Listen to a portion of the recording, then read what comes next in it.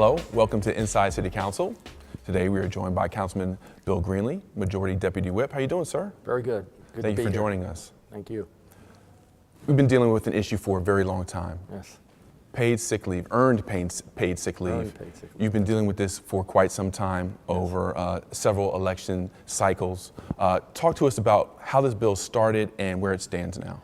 Actually, a group came to us who has been advocating for paid sick leave across the country. They first went to then Councilman, now Council President Darrell Clark, and he and I introduced the first bill back, I believe it was 2008, so it's been a while. It sat for a little while we tried to garner support and fine-tune the bill a little bit, and we've made numerous changes over the years. We did pass it one time in 2011 by a very close 9-8 vote. I reintroduced it now as the main sponsor since the Council President has other duties. And we just passed the bill again by a more clear majority. So we think we're on our way to finally having paid sick leave, earned paid sick leave in Philadelphia. Now, if I could take you back a little bit, Sure. The reason why we're here again is because the mayor vetoed it the first time around. Yes. And then in the attempt to try to override the veto, there weren't enough votes. Correct. What's changed in the landscape from that point when you couldn't override a veto till now when you have more votes in the initial passing and now facing another possible veto? What's changed in the climate politically here in council? Well, a few things have happened in City Council. First, there's 6 different members than were there the last time we had a vote. And there's been some change just around the country which would influence us here in Philadelphia, I believe. More cities have passed the law. More cities are pending, including New York City, are right now, as we speak, are very close to passing the law.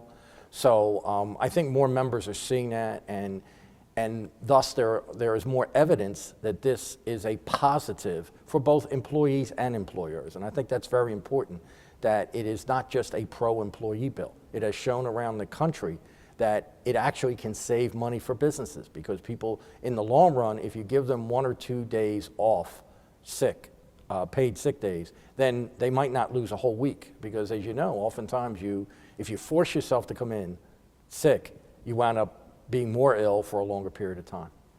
The way the votes have broken down, they've been very close, very tight. Obviously, the way City Council is made up, that means that it's bipartisan resistance.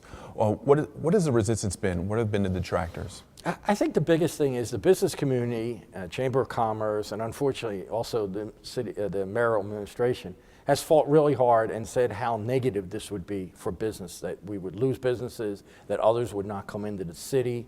We feel there's no evidence to support that contention, but I understand as council members, either in their district or at large, hearing from businesses, hearing that kind of concern would have legitimate questions, that need to be answered. We think for the most part we've answered them, but I understand that this is the kind of issue that is probably never going to pass 17-0. There's going to be people with differences of opinion, and that's fine. But we're heartened by the fact that the support keeps growing here in City Council, and it keeps growing citywide. More and more people are realizing that it is just a fair, reasonable, healthy thing to do, to give people a few paid sick days a year. There are examples of success around the country. Cities like San Francisco have been able to do it. Can you talk a little bit about that? San Francisco has had this law the longest. They've had it since 2006. And interestingly enough, some of the same concerns were raised by business people back then in San Francisco. They're being raised now and have been raised in Philadelphia. So this is nothing new, and it's natural that the business community would be concerned about another law mandating some action by them. So we get that, but San Francisco has shown that it does not have the negative effect. In fact, there's the Restaurant Association, and if you're familiar with San Francisco, like Philadelphia, it's a big restaurant city.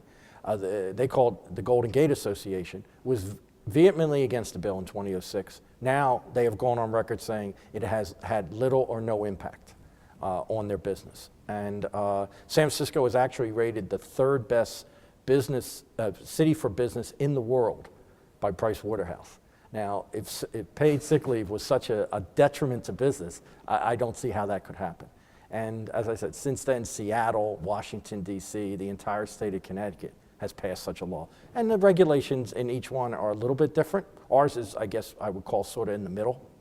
But it's shown that you can establish an earned paid sick day program in cities, and they can work for the betterment of everybody. There was criticism from the opponents of the bill dealing with using San Francisco as an example, saying that San Francisco is in a better economic state to be able to try something like that, as opposed to Philadelphia, who is in hard times economically.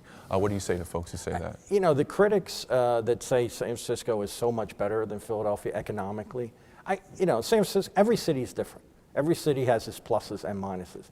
I think sometimes they fail to point out that San Francisco has some financial burdens for businesses that Philadelphia does not.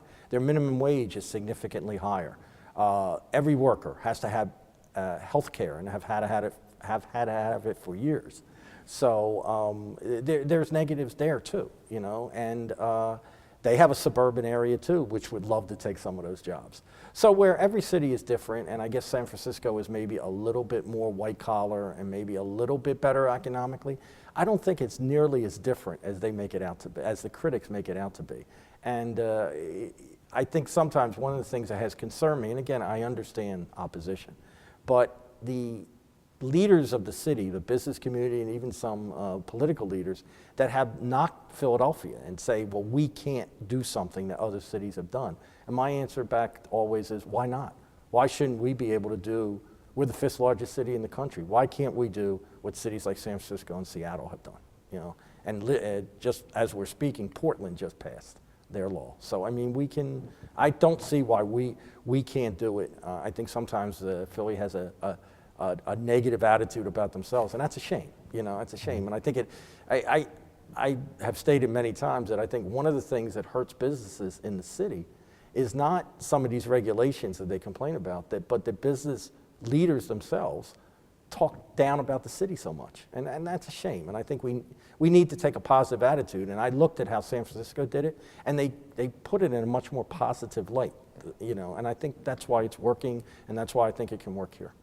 One of the issues with this bill seems to be similar to some of the other pro-worker legislation that's been passed prior, things like raising the minimum wage, that kind of thing.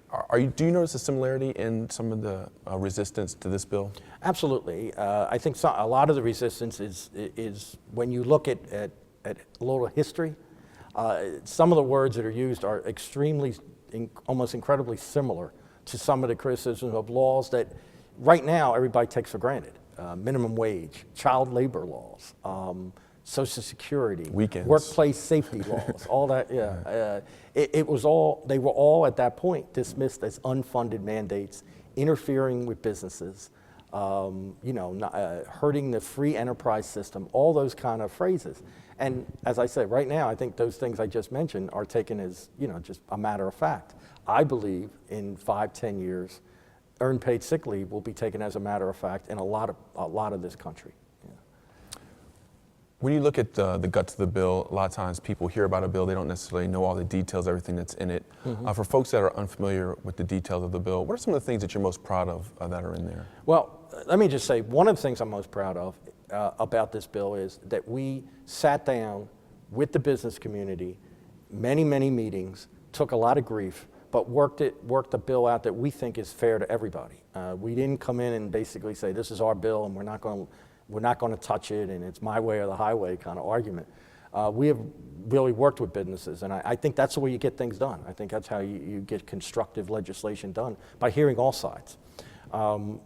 We think we have found a fair balance to protect employees, for larger businesses, 20 employees or over, a maximum of 7 paid sick days a year. For businesses 6 to 19 employees, a maximum of 4 a year. And we understand that really small businesses, which we call mom and pop businesses, maybe can't handle this law, so we have exempted them because most of those oftentimes are employed by family members, that kind of thing. So they work out their own situation.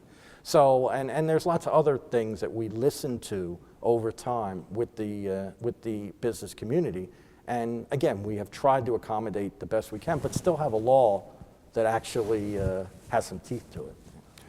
Now, in some of the testimony that's been given while you've been working on passing this bill, there have been comments made by folks who talk about being fearful of employers terminating them if they don't show up, or trying to take that day, and employers saying, well, if you take this day, you'll have to stay home. Is there protection for employees? There's a particular phrase or clause in the bill that protects employees from any kind of retaliatory action by their employer. So we hope that wouldn't happen, but we know we live in the real world and it could.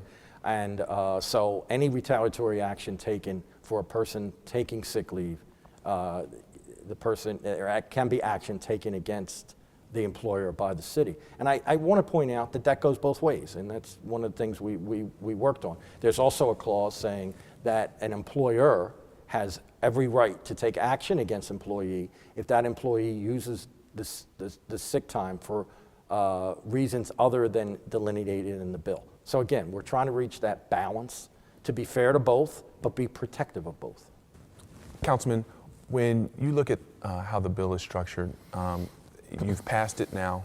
You're still concerned about a possible veto coming from the mayor's office. Can you talk about how that landscape looks for you, and at this point, what it would mean if the mayor does veto it and it ends up back in your hands again?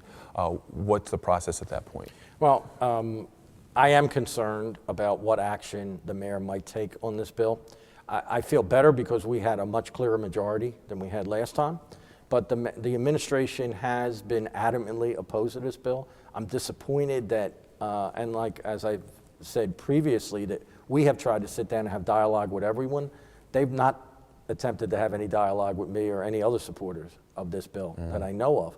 So, I mean, we have to be prepared that it could be another veto. I'm going to try to meet with the mayor. I'm going to talk to him, hope that we can reach a meeting of the minds on this.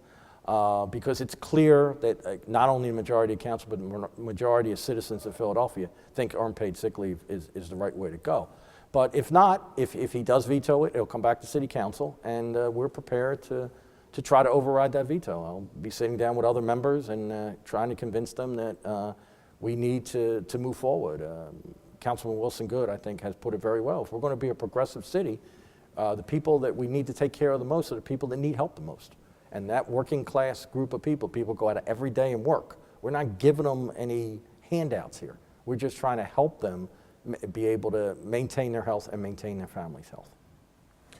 When you look at possibly trying to change some minds, how does that work just legislatively? Not necessarily specifically what you're going to say to folks, but when you try to come up with strategies to change minds who have voted against you twice in some cases, what are some of the things that you go through and think about when you're trying to reconnect with some of your other council members to change those minds? I think one of the things when we try to convince council members to see our way is first ask them, okay, what are your main concerns? Why do you think this bill will not work for Philadelphia?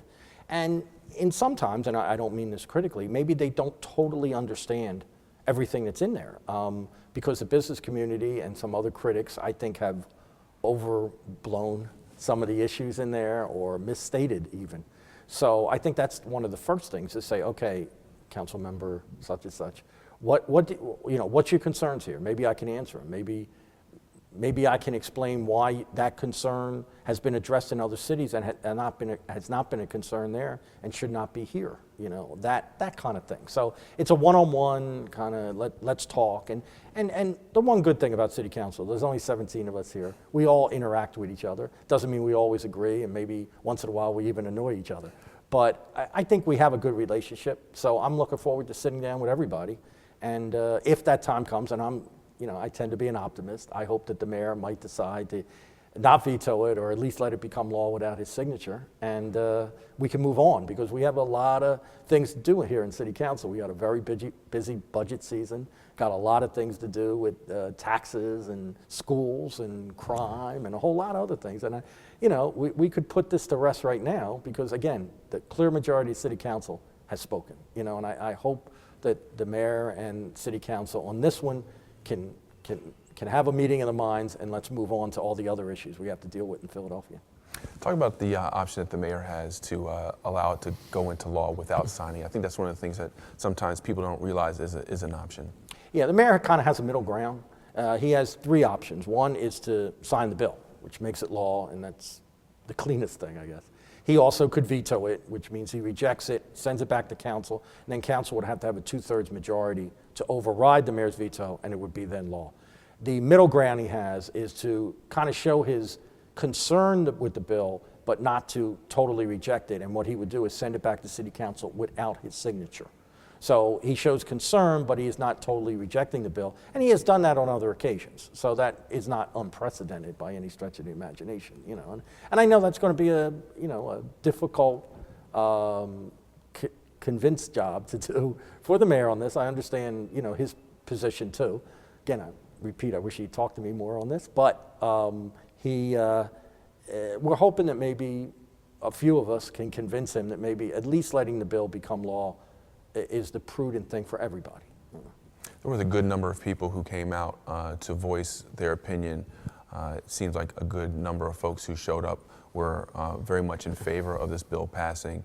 For those folks who came and those folks who we see in polls who seem to favor it, is there a place for them to have their voice heard during this process while the mayor waits to either veto it or send it back without his signature in that, or even in the process if he does veto it for city council to reconsider it? Is there space for the public to let the politicians know how they feel and even maybe themselves move how it goes? The feeling of the public, I think, is always important because, look, we're answerable to the public all the time, but certainly when we run for election. And the public now, in this new media days, have many ways of getting in touch with the mayor and us, between the old-fashioned way of writing or phoning, or they can text, they can fax, they can tweet, they can do a whole lot of other things to communicate. And trust me, I know this group of people, they're very passionate about it, and they're not getting paid very much. Most of them aren't getting paid at all. So they're doing it because they feel it's the right thing to do. A lot of them, it might benefit them personally because they could get some paid sick days, but a lot are doing it because they believe it's the right thing to do. They're not high-paid lobbyists, but they care. And they are trying to mobilize as many people around the city to care because, as you stated, every poll shows the vast majority of people support earned paid sick leave. The problem is, and we understand this, people have their own lives to live. So as much as it might hurt our ego sometimes, we know a lot of people in the city of Philadelphia are not watching what we do every day and maybe not aware of what we do every day. And between ourselves, the council members that support this bill, and the activists who have been working so hard on this bill for years, we're going to try to communicate that and hope that they communicate their feelings to the mayor and then, need be, back again to city council. Of the people that you've heard from, either in your offices or in open session, have there been any stories that kind of stuck with you? Like, this is one of the things that keeps me going. This is one of the reasons why it's important for me to get this bill through. Over time, I've heard many stories. One of them, a lot of them come from restaurant workers. And that's disturbing in a number of ways, which I'll get into. But it's that they feel forced to come in, not just feel, they're told they have to come into work or they could risk losing their job. And when a restaurant worker comes in sick, it's more than just how it affects him or her. It's obviously their coworkers that they interact with, and then obviously the general public. If somebody is ill and handling food, that could be the sandwich that you or I eat, and we could spread that to somebody. So, and I don't think we're being overly dramatic there. I think if you remember over the last couple flu epidemics that we had, one of the big things that was put on TV, on posters, on the radio, was if you are sick with the flu, stay home. And unfortunately for 180,000 workers in Philadelphia, 180,000, they have the option of staying home, but then they don't get paid. And a lot of particularly restaurant workers and other people in healthcare, the healthcare industry, the hospitality industry, are the ones that interact with the public sometimes the most. We got a kind of a disturbing letter from a nurses association that were railing against the bill, that they need their people to go out there and take care of their patients. Well, think about that. If their workers are sick, they're taking care of patients that probably already have a health issue of some sort. It just doesn't make sense to me. But what is heart-wrenching sometimes to think that people feel that they have to force themselves into work. And again, we've heard it many times. It's the Restaurant Association, the people who oversee restaurants around the city, actually around the country, kind of poo-poo that, and that's disturbing because they're basically saying dozens of people are not telling the truth, and I don't believe that. I believe there are restaurants, and not all certainly, but there are restaurants and other businesses that force their workers in, and workers feel that they could very well lose their job if they don't come in, and that's. And actually, I've heard people that have lost their jobs because of that. Now, there could be legal angles for that, but again, these people are working class, oftentimes low income people. They don't have a lot of resources to fight. They just need to oftentimes just go out and get another job because that's their only option. So it would seem that this is kind of like a three-tiered problem that it addresses as far as economics, public health, and child welfare. Do you see that way? Absolutely. Unfortunately, it seems like I'm criticizing the administration a lot, but the administration just chose at the public hearing that we had before the health committee, I may add, to just send the commerce director and just talk about economics. And I'm the first one to say economics are a key issue of this bill. I would add economics for both the employer and the employee, but certainly economics are an issue. But health is absolutely an issue. The bill is actually titled the Healthy Families and Workplace Initiative. It's about health. And health is an issue the administration talks a lot about in other venues. So we feel that, that we really have to emphasize and you mentioned child care issues, because one of the things the bill does is allow you to take a paid sick day if your child is ill. And that's a key thing, especially if you think about for low-income people, working class people. They oftentimes don't have the child care facilities that some other people do. So if their child has to stay home from school, they have no option but to stay home with the child. And again, who is helped in that kind of situation? Nobody, in my opinion. So but I think people have to look. I think you bring a good point at the broad picture. Certainly the economics, but the health care and the family care that this bill would help alleviate a lot of problems. One of the other criticisms of the bill comes from folks who are afraid that in this particular economic climate, not that the bill itself is wrong, but that at this particular time, it's not a good time because the economic health of the city is so poor and there's people who need jobs and they're afraid that if this bill passes, then businesses will have to cut back at jobs at a time when folks can't afford those kind of job losses. What do you say to that? Yeah, well, what we hear a lot is it's the right thing but the wrong time. And I kind of spin around to an old line from Dr. Martin Luther King, it's always the right time to do the right thing. But to get more specific, I think the economic hard times that are referred to, they're economically hard times for workers too. I think you always have to remember that, And again, we have tried to reach that balance in this bill to look out for both employers and employees. I think sometimes people overemphasize how many days people will take. There's these studies that show, millions of dollars being lost, but that's assuming that every worker will take every single hour that they possibly could take. Every study has shown that people don't do that. People take an average of a few days a year. I think it's 3.4 or something days a year, and that's people who have paid sick days now.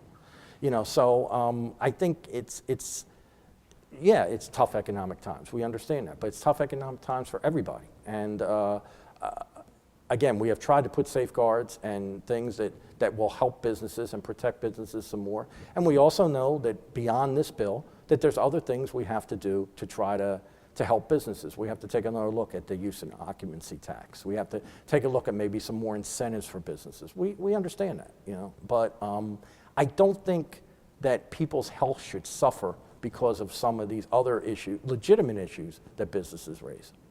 The bill is called the Earned Paid Sick Leave. Keyword earned. Absolutely. Earned. How do people earn the sick leave? You earn 1 hour of sick leave for every 40 hours you work. And I think the earned paid sick leave is the first part of it, the earned part, is extremely important to remember. This isn't something that just handed to you. You earn it. You earn it by working a certain amount of hours. And I think, and again, these other cities that have passed this law has shown that if you have to earn it, you don't use it frivolously, because you know you've lost it for no reason. That you just felt like staying home that day and watching TV. You're going to basically treat those like they're important because you've earned them. And so I think we have to keep emphasizing. Oftentimes we lower it to just say paid sick leave or sick leave bill, but I always try to remember to emphasize that earned aspect of it. And the people sometimes are concerned that part-time workers are covered under this. Well, again, if you're part-time, it takes you a longer time to earn the days you're going to get, and I think, again, you're going to use those very judiciously. Councilman, thank you very much for Thank your you. time. We It's appreciate good to be it. here. All Yeah, right, thank you. absolutely. Thank you for tuning in. I'm your host, Al Butler. See you next time on Inside City Council.